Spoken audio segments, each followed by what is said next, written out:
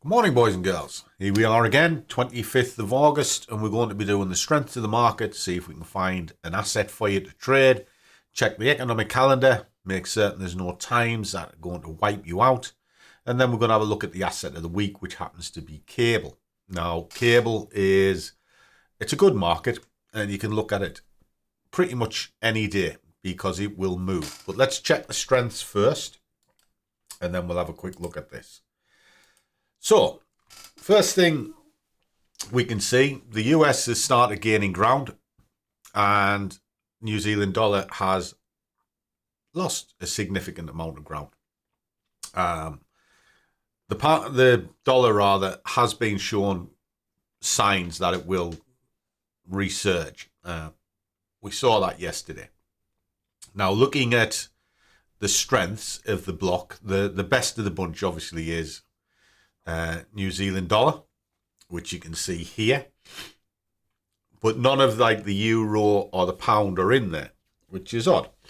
But then again, you look here, they're sitting in the middle ground. Okay, we can go with that. We'll look at that in just a second. But the strongest is definitely the dollar. So if you're looking at dollar pairs, you're fine. And when we look at the majors that move every single day, this list here, doesn't matter what's happening in the world, they will shift because they are traded massively every day. Aussie dollar, Aussie dollar is a good contender for swap, and then you got the dollar Swissy at the bottom, okay, which is here. Now, what I was hoping was we might have euro dollar or pound dollar in there. It's not happening as yet, so it's going to be middle ground. So what we can see, dollar is the top, the bottom. If I go through my list of products, euro dollar, so you got euro here.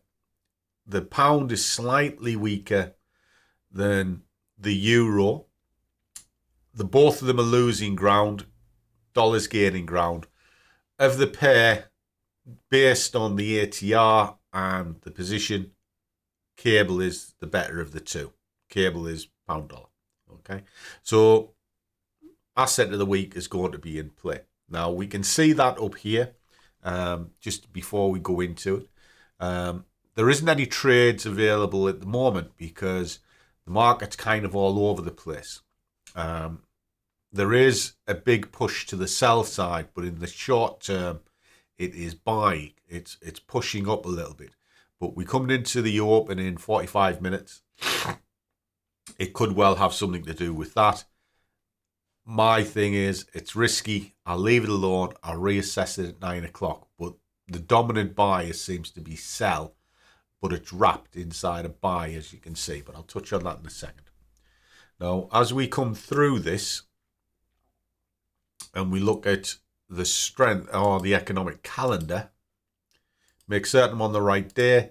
First thing you want to do is take all the low-level stuff out. It won't affect the market at all. Then have a quick look for a PMI or a CPI, see if there's anything there. There isn't any CPI, PMIs. Reason being is a lot of the time the market is medium, but they can really rocket a market at times. So you want to keep an eye and know where they are. If it isn't there, normal medium stuff I wouldn't bother with. Take that down. What you're left with is this. Okay, so basically at 9 o'clock, if you're trading euro dollar, there could be a spike. Certainly if you're trading the DAX, because it's based around the German climate. And then obviously you've got consumer confidence at 3 o'clock on the US.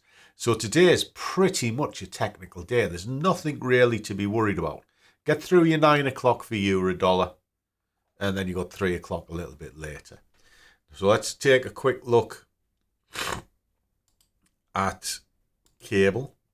So what we can see, just drop this out to the hourly. The hourly is a good sample data to get. What you can see here is it's range bound, and it has been, well for quite a while. It's been range bound since Thursday the 20th, last week. It's now come to the bottom of the range. It hasn't quite got overstretched again, but it is coming from stretched. It hasn't been stretched at the top. So this has a good chance to bounce backwards and forwards. If this is coming down here is roughly about as far as it's going to go.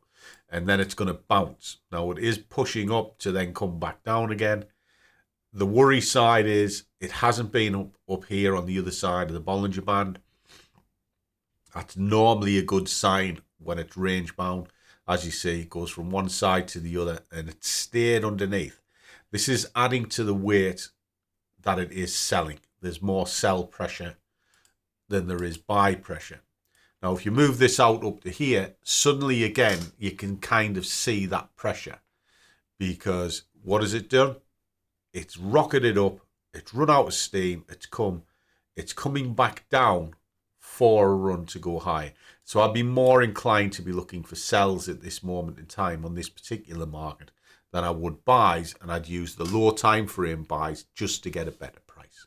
So that's what I would look with cable today. Okay, so have yourselves a great day, guys. See you all in the next one.